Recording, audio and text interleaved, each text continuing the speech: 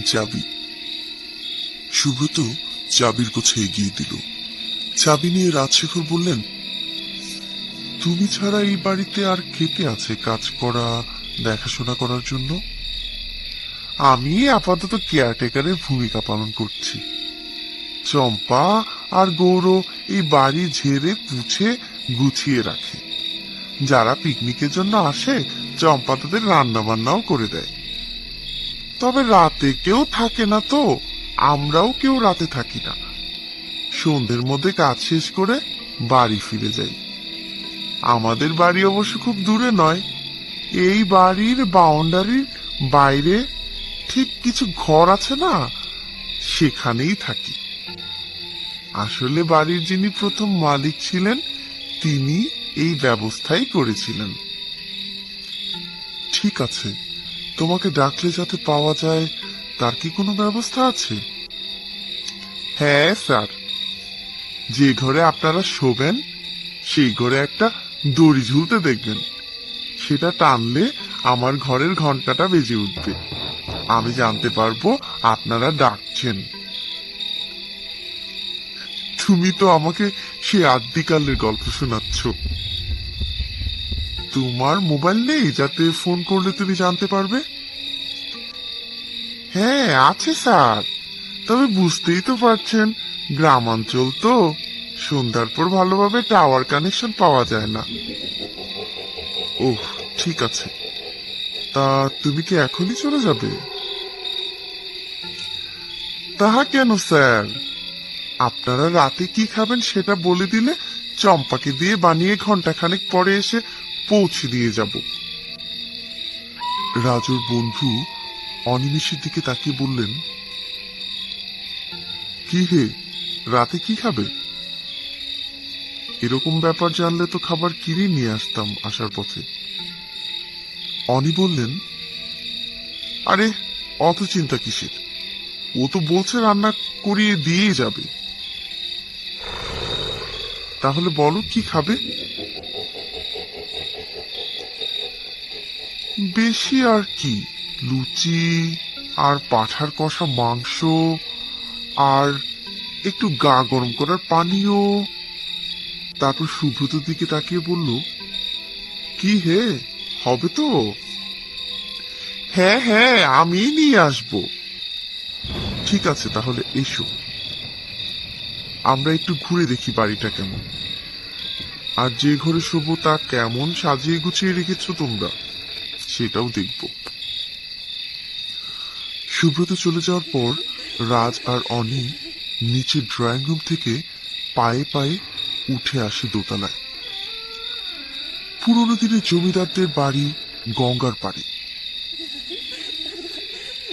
এককালে নাকি জমিদাররা এখানে থাকতো, তারপর কোনো এক পুরুষ শহরের দিকে বাড়ি করে ওখানে সপরিবারে চলে যান। তারপর থেকে বাড়িটা পড়েছিল। কয়েক পুরুষ পর এক ছেলে যে বর্তমানে বাড়ির মালিক, বাড়িটা ভাড়া দিচ্ছেন পিকনিক করার জন্য। এত বড় বাড়ি দেখাশোনা করে রাখার প্রচুর খরচ। বাড়ি ভাড়া দিলে কিছু টাকা তো উঠে আসে, তাই এই ব্যবস্থা। বাড়ির ভেতরে পা দেওয়ার পর ওদের দুজনেরই মনে হচ্ছিল যেন সত্যি জমিদার আমলে এসে উপস্থিত হয়েছেন তারা। ওদের ঘরে এসে উপস্থিত হলেন ওরা দুজনই। বেশ উঁচু রাজকীয় খাটে শুভ্র সফেন বিছানা পাতা, তার সাথে বালিশ, কোল বালিশ সবই আছে। ঝাড়বাতিটা জ্বলছে, এক মায়াবী পরিবেশ তৈরি হয়েছে। পাখার সুইচ দিতে পাখা বেশ জোরে ঘুরতে শুরু করলো। ওরা ঘরের লাগোয়া বাথরুমে এক এক করে ফ্রেশ হয়ে এলেন। রাজ দোতলার লাগোয়া বারান্দার দিকে এগিয়ে গেলেন, তারপর হাত দিয়ে দরজার ছিটকিনি খুললেন, কিন্তু দরজা খুলল না। বেশ চাপ দিতে হলো ওটাকে ঠেলে খুলতে। অবশ্য দরজা খুলে যেতেই এক ঝলক ঠান্ডা হাওয়া এলো ঘরে। ততক্ষণে বাথরুম থেকে অনিও বেরিয়ে এসেছেন। বললেন, রাজ, তোমার জন্য একদিনের জন্য নিজেকে জমিদার বাড়ির সদস্য মনে হচ্ছে। রাজ হাসলেন। তবেই বলো, তুমি তো ভাই আসতেই চাইছিলে না। তখন কি আর বুঝেছি এত সুখ কপালে নাচছে। হঠাৎ দরজায় এসে উপস্থিত হলো সুব্রত। বলল, স্যার, আপনাদের খাবার নিয়ে এসেছি। নিচে ডাইনিং এ খাবেন না এখানে দিয়ে যাব? নিচে চলো, বিছানায় বসে কি আর খাওয়া যায়? চলুন। বলেই সুব্রতর চোখে পড়ল বারান্দার দিকে খোলা দরজার উপরে। বলল, এটা কে খুলল? রাজ উত্তর দিলেন, আমি। ঘরের গরম হাওয়াটা তো বেরিয়ে যাবে। সুব্রত আর কোনো কথাও এ বিষয়ে না তুলে বলল, তাহলে আসুন নিচে, আমি খাবার বেড়ে দিচ্ছি। নিচে ডাইনিং এ এসে ওদের চক্ষু ছানা বড়া। যা বিশাল এক ডাইনিং টেবিল পাতা, মনে হয় একসাথে জনা 30 লোক বসে খেতে পারবেন। তবে অত লোক এখন না খেলেও টেবিল কিন্তু আগের আমলের মতোই সাজানো। ওরা দুজন এসে মুখোমুখি বসতেই সুব্রত খুব সুন্দর করে সব সাজিয়ে দিল। তারপর বসে বসে খাওয়া তদারকিও করছিল।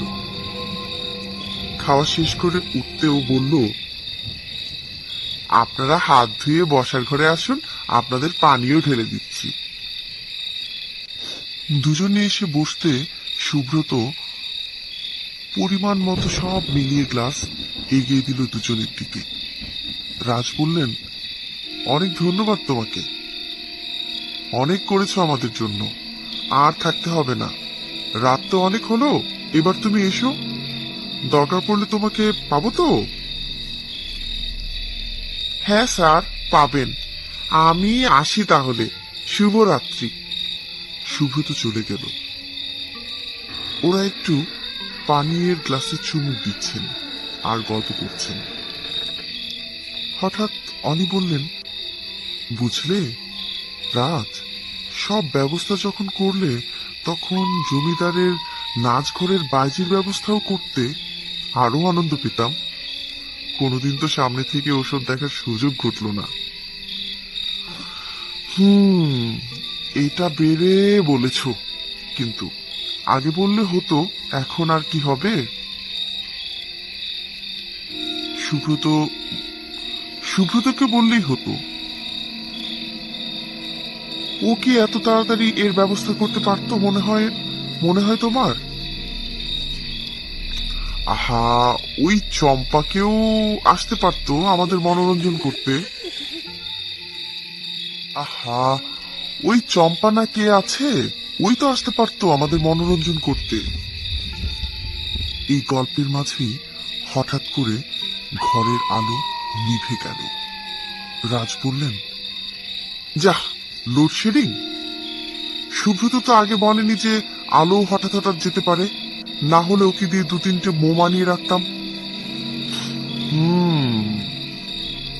এরকম বাড়িতে আলো চলে গেলে কেমন যেন অনুভূতি হয়। কি হে, তোমার কি ভয় করছে নাকি?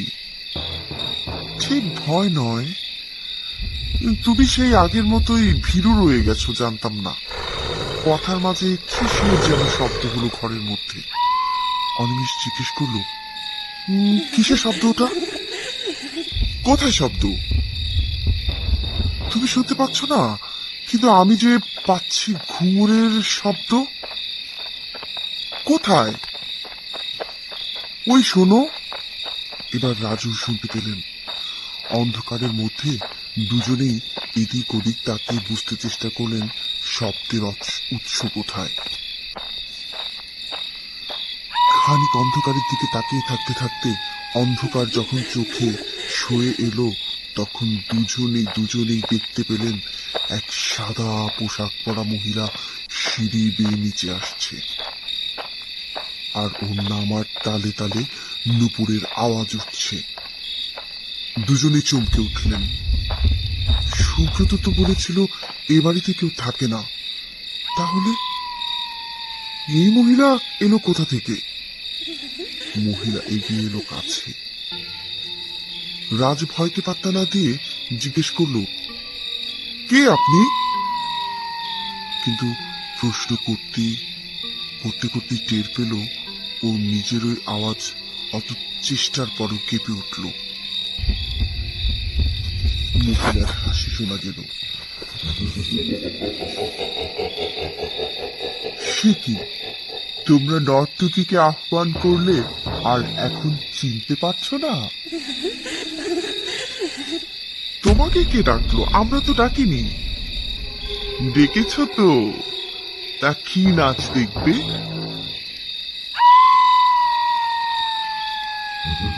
আধুনিক কিছু? তুমি যাও, আমরা তো তোমায় ডাকিনি। এখন ডাকুনি, কিন্তু তখন তো ডেকেছিলে। আর আমি আমার শিশু সন্তানকে ছেড়ে আসতে চাইনি বলে জোর করে ধরে এনেছিলে।